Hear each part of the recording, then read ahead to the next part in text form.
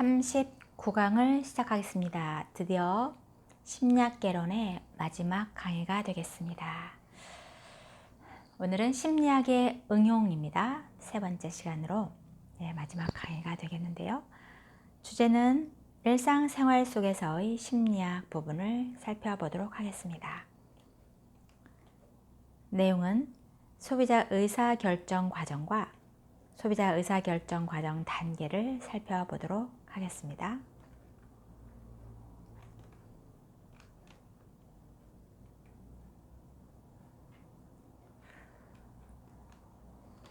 소비자의 의사결정 과정은 소비자가 상표를 선택하는 과정은 습관적 혹은 무의식적으로 일어날 수도 있고요. 정보 탐색을 통해 정보를 수집한 후 각 상표를 비교 및 평가하며 일어나기도 합니다. 문제의 인식을 살펴보겠습니다. 소비자는 자신의 실제 상태와 이에 상응하는 바람직한 상태 간의 차이가 있다고 인식하게 되면 그 차이를 해소시켜주는 수단에 대한 욕구를 가지게 됩니다. 이런 욕구는 소비자 의사결정의 출발점이죠. 광고는 제품에 대한 바람직한 상태를 최대한 높여 소비자가 실제 상태와 격차가 있게 하므로 해당 제품에 대한 소비자 욕구를 유발하려 합니다. 문제인식을 위한 조건은 소비자의 실제 상태와 바람직한 상태 간의 차이를 크게 하는 것인데요. 문제의 중요성을 높게 인식하도록 하는 것입니다. 그리고 구매 행동의 제약 요인인데요. 금전 및 시간적 여유의 요인이고 사회적 규범 요인이 여기에 속합니다.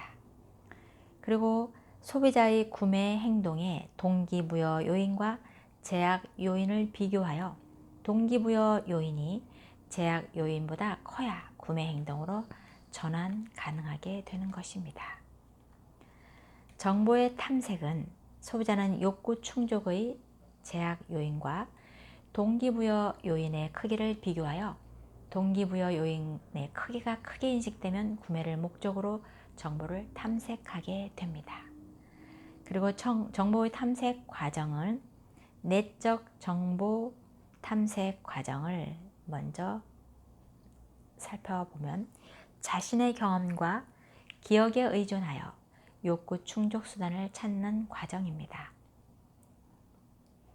경험과 지식이 문제를 해결하는데, 즉 구매 의사 결정을 하는 것이죠. 여기 문제 해결, 구매 의사 결정하는 데 충분하다면 내적 정보 탐색 과정 후 즉각적으로 구매 행동으로 이어질 수 있습니다. 외적 정보 탐색 과정은 내적 정보 탐색 과정이 문제 해결을 하는데 충분한 정보를 제공하지 못하면 외적 정보 탐색 과정으로 나아가게 됩니다. 구매 전 대안 평가를 보겠습니다. 소비자의 구매 행동은 여러 대안을 평가하는 과정이 요구됩니다. 대안 평가의 기준과 평가 방식을 선정하여 소비자는 비교 평가를 하게 됩니다. 평가 기준의 특성은 소비자는 여러 평가 기준에 따라 대안을 평가하여 구매 행동을 하게 되는데요. 예를 들어 세탁기를 구매하려 할 때 사용해봤던 경험에 따른 지식에 의존하여 정보를 탐색하거나 내적 정보 탐색 과정이죠. 그리고 가전제품 대리점을 방문하여 판매원으로부터 세탁기에 관한 정보를 취득하거나 또는 광고나 홍보 책자를 통해 정보를 얻게 되는 거죠. 외적 정보 탐색 과정이라고 볼 수 있겠죠. 그리고 이런 정보 탐색 과정을 거쳐 얻은 정보를 비교 평가 후 제품을 구매하게 되는 것이죠. 상표 대안의 평가 방식을 보겠습니다. 즉 보완적 상표 평가 방식인데요. 각 상표에 대한 한 가지 속성의 장점이 다른 속성의 단점을 보완하여 전반적인 평가를 하는 방식인데, 즉 약점이 강점에 의해 상쇄되는 평가 방식입니다. 또한 비보완적 평가 방식이기도 합니다. 중요한 속성 한두 가지를 고려하여 간단히 상표를 평가하는 방식이죠. 그리고 대안평가상에 여러 오류가 있는데요.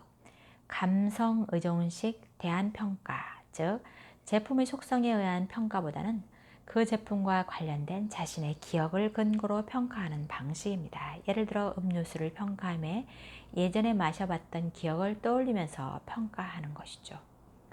그리고 후광 효과에 의존한 대안평가인데요. 제품의 일부 속성에 의해 형성된 인상으로 제품의 다른 속성도 평가한다는 것입니다. 예를 들어 독일 자동차는 긍정적으로 평가하는 경향입니다. 즉 긍정적 후광 효과이지요. 그리고 중국산 장난감에 대해서는 다른 속성까지도 실제보다 낮게 부정적으로 평가하는 경향입니다. 즉 부정적 후광 효과이지요. 그리고 맥락 효과에 의한 대안평가인데 그 제품이 제시된 맥락에 영향을 받아 평가하는 경향입니다. 그리고 유인 효과인데요. 제품 시장에 기존 대안보다 열등한 대안이 제시되므로 열등한 대안보다 기존 대안을 선택하는 것입니다. 그리고 유사성 효과인데요. 새로운 상표가 기존 상표와 유사하면 할수록 선택 확률이 더 많이 감소하는 현상입니다. 예를 들어 식혜 음료와 대추 음료가 있을 때 새로운 상표의 식혜 음료가 제시되면 대추 음료보다 기존의 식혜 음료의 시장 점유율이 더 많이 감소하는 것입니다. 다음은 구매 행동을 보겠습니다. 소비자의 구매 행동 유형은 제품에 관련된 소비자 개인의 관여 수준과 제품을 사용한 경험의 유무에 따라 복잡한 의사결정 구매 행동, 즉 상표 충성도 구매 행동, 또 관습적 구매 행동, 그리고 다양한 추구 구매 행동, 또한 충동 구매 행동 등이 있습니다. 복잡한 의사결정 구매 행동에는 소비자가 관여 수준이 높고 새로운 제품을 최초로 구매하는 행동입니다. 소비자가 자신에게 매우 중요하며 구매 의사결정에 많은 시간과 노력이 투여되면 관련성이 높은 고관여 제품을 신혼부부가 혼수로 처음 구매하는 경우가 속하죠. 그리고 상표 충성도 구매 행동인데요. 상표 대안들을 비교 평가 후 가장 선호하는 제품을 구매하게 됩니다. 즉 삼성 TV, LG 냉장고 등이 여기에 속하죠. 그리고 소비자가 현재 사용하고 있는 기업 제품에 만족하면 동일한 제품을 반복 구매하게 됩니다. 또한 다양성 추구 구매 행동인데요.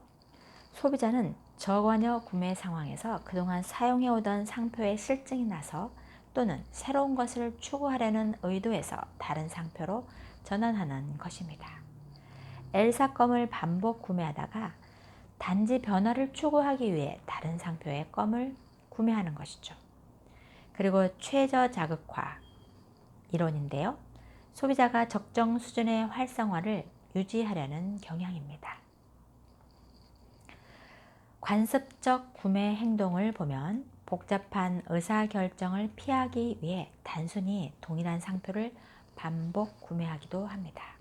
그리고 구매 노력을 줄이기 위해 친숙한 상표를 반복 구매하는 행동이 이들이 관습적 행동에 속합니다. 그리고 충동 구매 행동 또는 비계획 구매 행동을 보면 문제 인식이 없거나 점포 방문 전까지 구매 의도가 없는 상황에서 발생한 구매 행동입니다. 백화점 구매의 39%, 식품적 구매의 67%가 충동 구매로 나타납니다. 다음은 구매 후 행동을 보겠습니다. 소비자는 자신이 선택한 구매 행동에 대해 다양한 반응을 보입니다. 구매 후 행동은 구매한 제품에 대한 기대 수준과 제품 사용 경험을 통한 비교 과정에서 시작하고 기대 이하라고 생각되면 불만족하게 됩니다. 어떤 소비자는 구매한 제품에 만족하는 반면 어떤 소비자는 불만족하게 되는데 불만족할 경우 묵인하고 사용하는가 하면 교환하거나 환불하는 불편 행동을 보이기도 합니다. 구매 후 부조화 경험을 보면 구매한 제품이 기대 수준이 이하라고 생각될 경우에 발생하죠.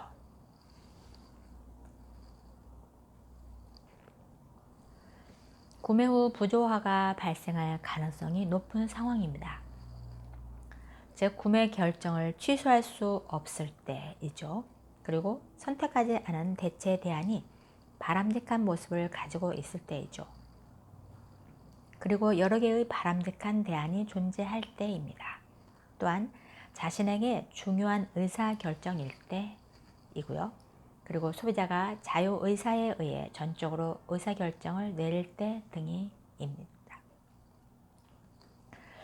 그리고 구매 후 부조화를 감소시키는 방안인데요.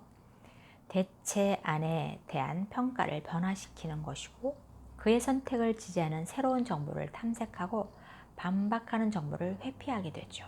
그리고 자신의 의사결정을 중요하지 않은 것으로 생각하는 것입니다. 그리고 자신의 태도를 변화시킴으로써 구매의 부조화를 감소시키게 됩니다. 그리고 강화 광고가 있는데요. 인지 부조화가 광고 분야에 적용되고 있는 것으로 자사 제품의 좋은 면을 강조함으로써 구매자의 선택이 옳았음을 확인시켜주는 광고입니다. 오늘 강의는 여기까지이고요. 오늘로써 심리학개론 강의를 모두 마쳤습니다. 여러분 경청해 주셔서 감사합니다. 유익하셨다면 구독과 좋아요 많이 눌러주세요. 감사합니다.